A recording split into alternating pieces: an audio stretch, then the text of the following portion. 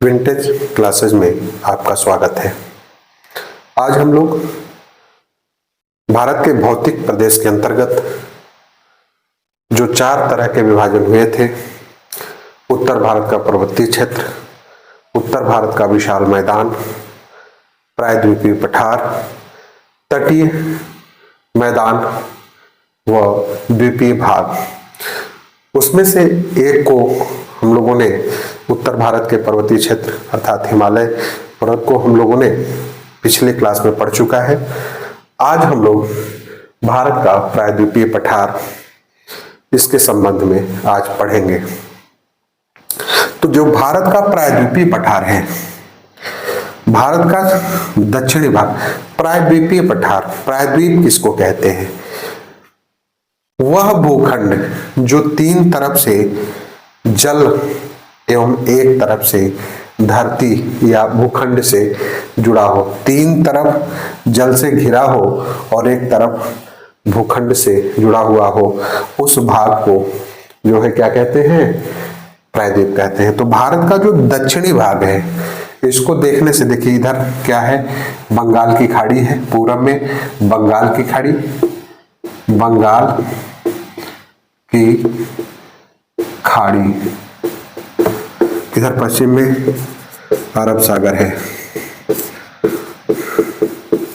इधर हिंद महासागर है।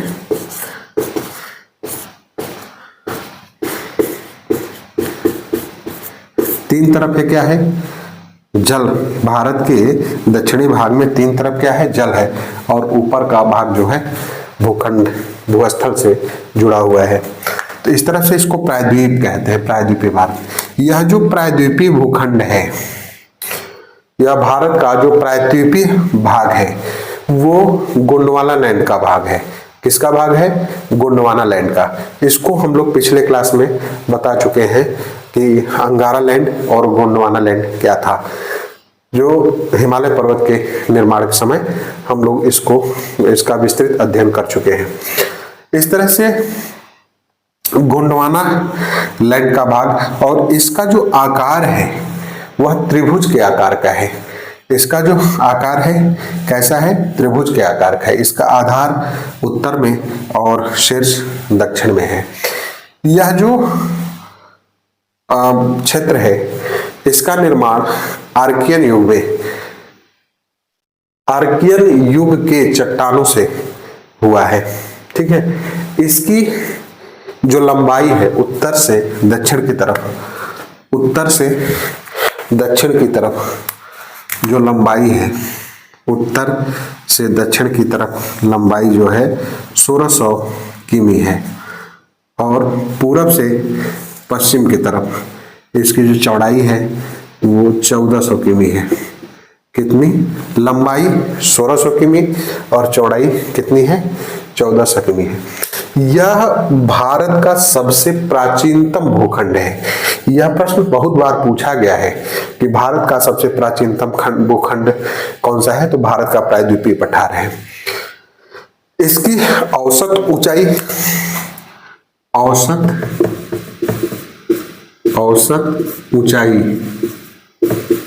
ऊंचाई कितनी है? 600 से 900 मीटर के बीच है। इसका जो क्षेत्रफल है, क्षेत्रफल 16 लाख वर्ग किमी है। कितना है? 16 लाख वर्ग किलोमीटर। यह भारत का सबसे बड़ा भौतिक प्रदेश है। क्या है? भारत का सबसे बड़ा, जो भौतिक प्रदेश का विभाजन हमने देखा उसमें से सबसे बड़ा, क्योंकि इसका जो क्षेत्रफल है 16 लाख वर्ग किलोमीटर है, इसलिए यह जो है भारत का सबसे बड़ा भौतिक भूखंड है, भौतिक प्रदेश है। ठीक है। अब देखिए, इस क्षेत्र के संबंध में यह कहा जाता है कि भूगर्भ शास्त्रियों ने यह बताया कि विवर्तनिक दृष्टि से यह बहुत शांत एरिया है, इसलिए इस क्षेत्र में भारत के जो है प्रायद्वीपीय पठार में भूकंप आने की संभावना बहुत कम है। लेकिन लातूर और कोयना में भूकंप आया और यह इस तथ्य पर संदेह पैदा करता है, लेकिन यदि ऑल ओवर देखा जाए, इस भौतिक प्रदेश को देखा जाए तो इस एरिया में भूकंप आने की संभावना कम है। ठीक है, इसका जो उत्तरी सीमा है वह अरावली पर्वत, विंध्य पर्वत, महादेव पर्वत, राजमहल और शिलांग की पहाड़ियां यहां तक विस्तृत है। ये ध्यान रखिएगा, ये जो उत्तर का पर्वतीय क्षेत्र है ये अरुणाचल प्रदेश से लेके ये मिजोरम वगैरह तक ये हिमालय का भाग है, लेकिन यह जो है यहीं से हिमालय जाता है, लेकिन यहाँ जो मेघालय में है, मेघालय की पहाड़ियां है, गारो खासी जयंतिया पहाड़ियां, वो किसका भाग है? भारत के प्रायद्वीपीय पठार का भाग है। इसका जो उत्तरी क्षेत्र हो गया, पश्चिम में इसके क्या है? सह्याद्री पहाड़ी या पश्चिमी घाट की पहाड़ी। इसके पश्चिम में कौन सी है? पश्चिमी घाट की पहाड़ी। और पूरब में क्या है? पूर्वी घाट की पहाड़ी है। और दक्षिण में जो है ये कन्याकुमारी तक विस्तृत है। अर्थात उत्तर में हम देख चुके, पश्चिम में पश्चिमी घाट की पहाड़ी, पश्चिमी घाट की पहाड़ी, इसमें पूरब में पूर्वी घाट की पहाड़ी, पूर्वी घाट की पहाड़ियां। ठीक है, ये फैला है। अब देखिए 21 से 24 अंश उत्तरी अक्षांश के बीच नर्मदा और ताप्ती, ये दो जो है नदियां हैं जो इस पूरे भारत के प्रायद्वीपीय पठार को दो असमान भागों में बांटती हैं। दो असमान भागों में कौन सी? ये नर्मदा नदी और इधर ताप्ती नदी, ये दो असमान भागों में इसको बांटती है। इसका जो उत्तरी भाग है, उत्तरी भाग जिसकी को मध्यवर्ती उच्च भूमि के नाम से जानते हैं, और दक्षिणी भाग जो है किस नाम जानते हैं? दक्कन के पठार के नाम जानते हैं। उत्तर का जो भाग है, मध्यवर्ती उच्च भूमि है, इसका जो ढाल है उत्तर पूर्व की तरफ है। किधर है? उत्तर पूर्व की तरफ। यह कैसे पता चलता है? कि इस क्षेत्रों में बहने वाली जो नदियां हैं, बनास है, चंबल है, बेतवा है, केन है, ये बनास है, चंबल, बेतवा, केन, दामोदर, ठीक है, ये जो नदियां हैं ये किधर बहती हैं? उत्तर पूर्व की तरफ बहती हैं, जिससे यह पता चलता है कि इसका ढाल जो है उत्तर पूर्व की तरफ है। लेकिन इस एरिया का ढाल, इस क्षेत्र में जो बहने वाली नदियां हैं वो बंगाल की खाड़ी में जाके गिरती हैं, जिससे यह पता चलता है कि भारत का जो दक्कन का पठार है, निचला भाग है, वह उसका ढाल पूर्व की तरफ है, पूर्व की तरफ है। और ये देखिए यहाँ जो है ये उच्च भूमि है और ऐसे ढाल है, इसलिए यहाँ की नदियां जो है कहाँ जाके बहती हैं? बंगाल की खाड़ी में। ठीक है, यह जो एरिया है वह पूरे भाग को दो भागों में, दो असमान भागों में बांटा। कौन कौन सा? पहला जो नर्मदा एवं ताप्ती की जो भ्रंश घाटी की नदियां हैं वो प्रायद्वीपीय पठार को दो भागों में विभाजित करती हैं। कौन कौन से? पहला मध्यवर्ती उच्च भूमियां,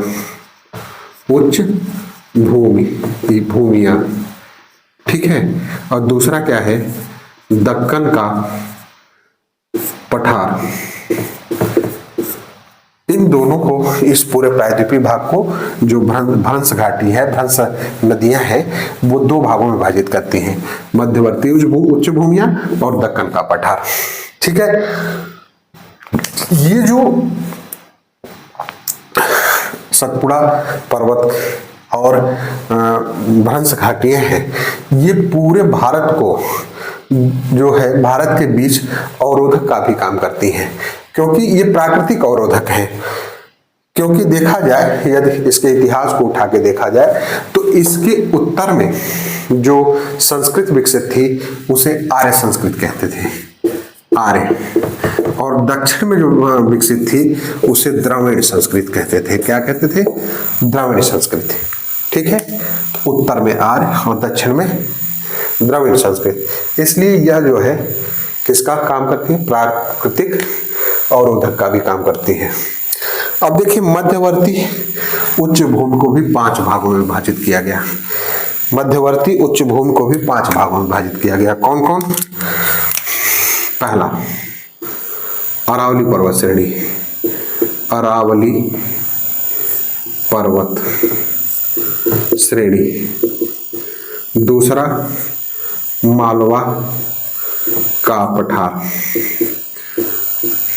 तीसरा, बघेलखंड, बुंदेलखंड व बघेलखंड का पठार। चौथा, छोटा नागपुर का पठार, नागपुर का पठार। और पांचवा, शिलांग का पठार, शिलांग या मेघालय का पठार। ये अब देखिए, ये 5 भागों में विभाजित है। ठीक है, ये जो है, इसमें एक चीज और ध्यान देने की बात है कि ये राजमहल और शिलांग के बीच राजमहल और गारो गैप है, क्योंकि यहाँ की जो स्थिति है, यहाँ के जो प्रायद्वीपीय पठार के स्थल है, वो नदियों द्वारा लाए गए निक्षेप से ढक दिए गए हैं और एक रिक्त का निर्माण कर दिए हैं, एक खाली स्थान का निर्माण कर दिए हैं, जिसको राजमहल गारो गैप या मालदा गैप के नाम से भी जाना जाता है। ठीक है, मालदा गैप किसका भाग है? ये प्रायद्वीपीय भारत का भाग है। तो इस बात को ध्यान में रखिएगा कि राजमहल एवं शिलांग के बीच जो गैप है उसको किसके नाम से जानते हैं? मालदा गैप या राजमहल एवं गारो गैप के नाम से जानते हैं। अब इसके बाद हम लोग जो मध्यवर्ती उच्च भूमियां हैं उसमें से एक का अध्ययन आज के क्लास में करेंगे, एक का, और इनका अध्ययन हम लोग दूसरे क्लास में करेंगे। तो अभी हम अरावली पर्वत श्रेणी के संबंध में आज अध्ययन करते हैं। ठीक है, अरावली पर्वत श्रेणी। अरावली पर्वत श्रेणी का जो विस्तार है वो गुजरात में पालनपुर से दिल्ली तक है। कहाँ तक? दिल्ली तक। दिल्ली में इस अरावली पर्वत की श्रेणी को रायसीना की पहाड़ियों के नाम से जानते हैं, रायसीना की पहाड़ी। और रायसीना की पहाड़ी में ही भारत की उच्च प्राथमिकता वाली सरकारी इमारतें स्थित हैं। ठीक है, यह प्रश्न भी पूछा गया कि भारत की उच्च प्राथमिकता वाली सरकारी इमारतें कहाँ हैं? तो रायसीना की पहाड़ियों में है। वो किसका भाग है? तो अरावली का भाग है। ठीक है, अब देखिए, इसका भी जो निर्माण हुआ प्री कैम्ब्रियन काल में जो हुआ है, प्री कैम्ब्रियन काल की चट्टानों द्वारा हुआ है। उसमें क्वार्टजाइट है, नीस है, शिस्ट है।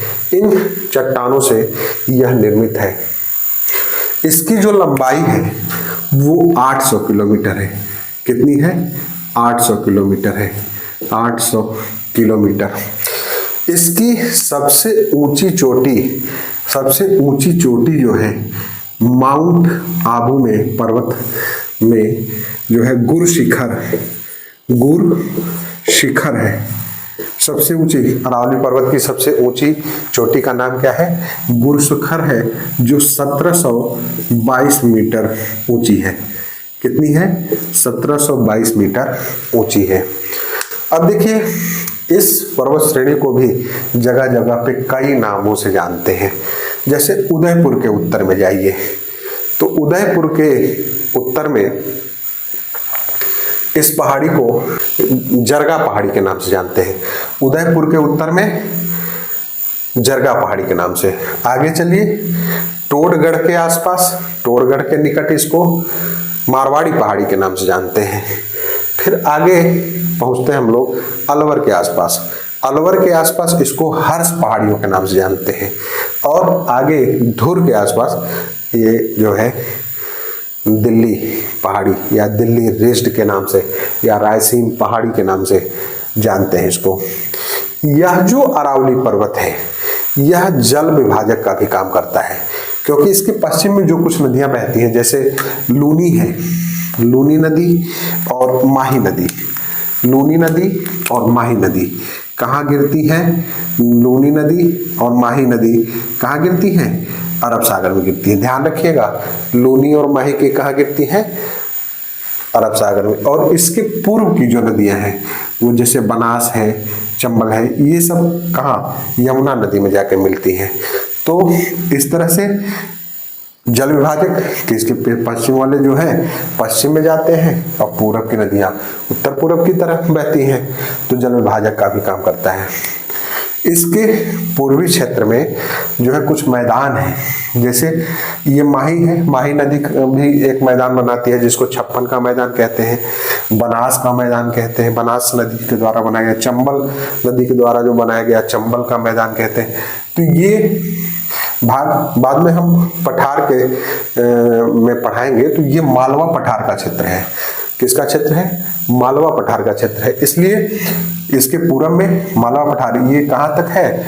जो है उस इसकी जो मरुस्थल है राजस्थान में, वहां तक फैला हुआ है मालवा का पठार। इस तरह से हम लोगों ने आज भारत के प्रायद्वीपीय पठार के संबंध में, जो भारत का प्रायद्वीपीय पठार है उसका भूखंड और उसके अंतर्गत जो विभाजन हुआ उच्च मध्यवर्ती भूमि और दक्कन के पठार के अंतर्गत उच्च मध्यवर्ती भूमि में जो अरावली पर्वत श्रेणी है उसके संबंध में हम लोग पढ़ चुके। और आगे क्लास में जो है हम लोग मालवा, बुंदेलखंड, छोटा नागपुर और शिलांग के पठार के संबंध में पढ़ेंगे। देखिए, तथ्य तो बहुत हो जाते हैं, लेकिन परीक्षा पास करनी है, इसलिए तथ्यों को हमें याद भी करना है। तो इसके लिए जब तक हम अभ्यास नहीं करेंगे तब तक हमें याद नहीं होगा। तो अभ्यास बड़ा जरूरी है, और करत करत अभ्यास ते जड़मत होत सुजान, और असरी आवत जात से सिल पर पड़त निशान। यह बात ध्यान में रख के आप अभ्यास करिए और सारे तथ्य याद हो जाएंगे। क्योंकि भाई कोई न कोई तो है जो याद करके, जो तैयार करके परीक्षा पास करता है, तो हम क्यों नहीं है? बात यह सोचनी है कि यदि कोई भी व्यक्ति आईएएस, पीसीएस, यूपी पीसीएस या अन्य राज्यों के पीसीएस की परीक्षा पास करता है तो हम भी पास करेंगे, हम क्यों नहीं पास करेंगे? यह बात आप मन में रख के तैयारी करिए, तो आपको सफलता निश्चित मिलेगी। ठीक है, आगे हम अगले क्लास में पढ़ेंगे।